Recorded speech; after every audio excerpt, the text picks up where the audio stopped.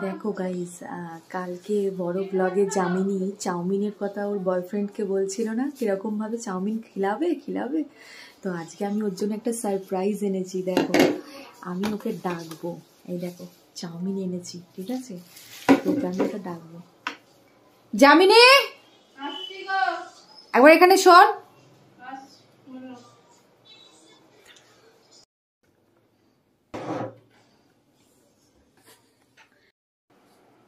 শোন একবারটি, বস। এই দেখ, কালকে তুই বলছিলিস না বড় ব্লগে যে কি বলছিলিস, চাউমিন খিলাও গে, গঙ্গার ধার মে ওয়েট করেঙ্গে। দেখ, তোর জন্য আমি চাউমিন নিয়ে চলে এসেছি। Thank you.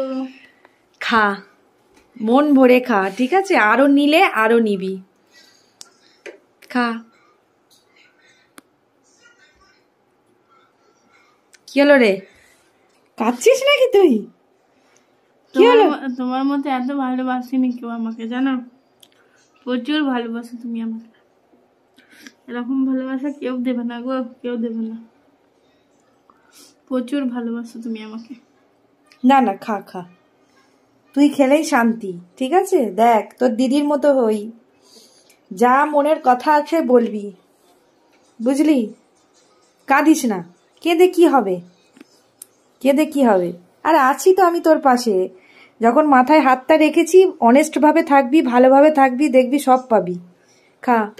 জামিনী খুব ইমোশন হয়ে গেছে, আর এটা হবারই কথা। মানে ভালোবাসা এমনই একটা জিনিস না গাইজ, কাউকে এই জায়গাটা থেকে ভালোবেসে দেখবে, সে অবশ্যই সাড়া দেবে। আর কেউ যদি পরে বেইমানি করে, সেটা তার উপরের বিচার সে করবে, ঠিক আছে? দেখো,